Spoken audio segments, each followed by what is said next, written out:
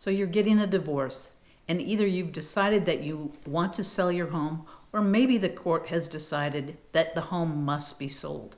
Either way, you have a couple of decisions that you need to make regarding preparing your home for the market. So a couple of the decisions that you need to make is, should you sell the home in as-is condition, or would you be better off making some repairs and selling the home in updated condition?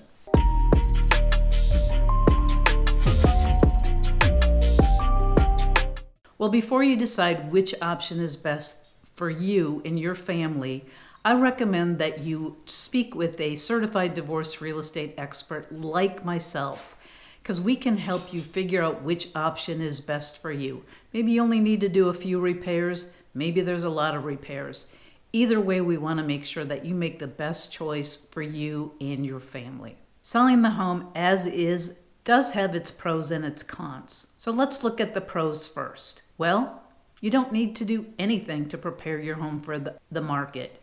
You just hire a real estate professional. Maybe they're going to take a few photos, and then they're going to put it in MLS and start marketing the home. Using the as-is method, you can get your home on the market much faster. So if it needs to get on there immediately, this might be a good choice for you. And if you and your spouse don't agree on maybe some of the issues with the home, some of the repairs that might be needed, this is probably a good option for you as well, because it might be one less thing for the two of you to argue over. And a home in as-is condition is going to appeal to a lot of investors and maybe a lot of cash buyers, somebody that's looking to get a home very quickly and they don't mind having to do some of the repairs. So you open yourself up to this type of buyer. And if funds are limited, you might not have a choice in the matter. You might have to choose this option. So all in all, selling in as-is condition, if you need to get it done fast and you just don't have the funds to be able to make any repairs, then this might be an option for you. So what are the cons? Well, you are going to need to accept an offer that is probably much less than you want, or much less than a market value if the home had been updated.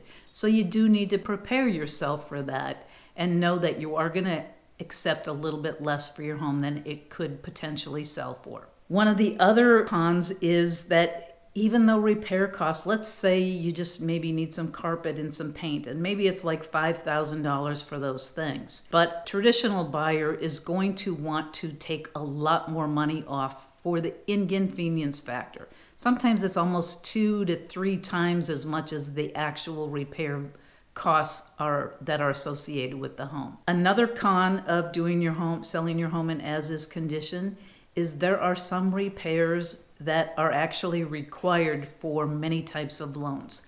For example, if the pool is green, you cannot sell the home to somebody that is getting a loan, especially if it's a VA loan or an FHA loan. They will not lend on homes that have a green pool because they just don't know the condition of the pool. The other problems is if the home needs to be habitable. So that means there needs to be running water, there needs to be a working toilet, and there needs to be a working kitchen. You need to be able to bathe, and you need to be able to prepare food.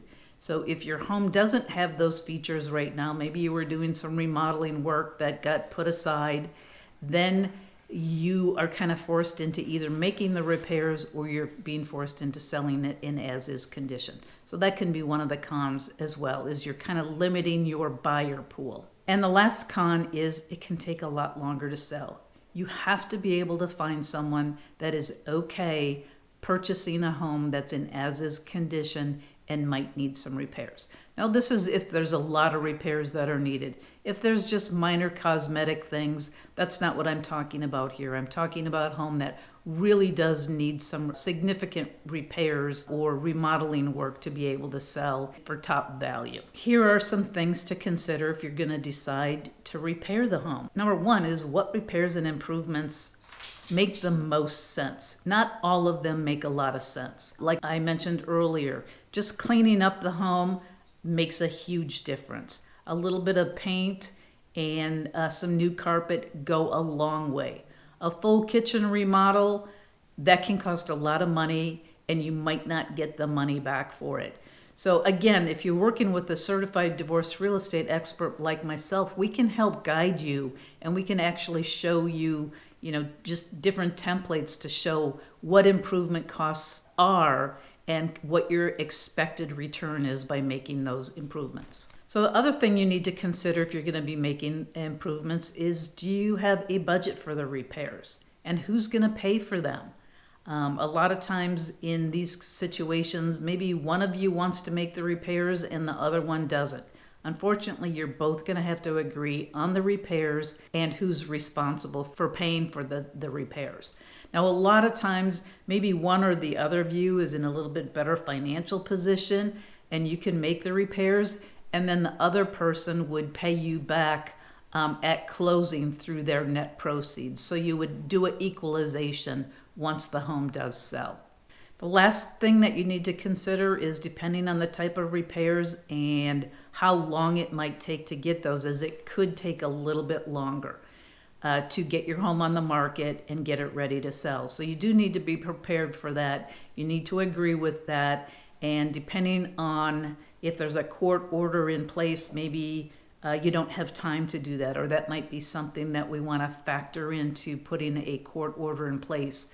The fact that you want to have enough time to be able to prepare the home for market. So as I've mentioned many times before, every case is different. So what happened to your neighbor or your friend or your family member might be totally different from what is your situation. So you really do need to listen to the experts out there and figure out what's best for you, both in the short term and in the long term. You don't want to make a short-term decision and then have it backfire on you, a year or two down the road. So get with a real estate professional like myself, and we can kind of talk you through all the pros and cons of every single issue regarding the sale of your home. Well, I do release new videos every week, so if you go ahead and hit that subscribe button, you'll get copies of them. And go ahead and hit that icon, and then you will be notified as soon as the videos are uploaded. And one last thing, if you found value in this video, could you please hit that like button? That way other people will be able to find these videos too. So thanks again, and like I said, feel free to reach out to me with any questions.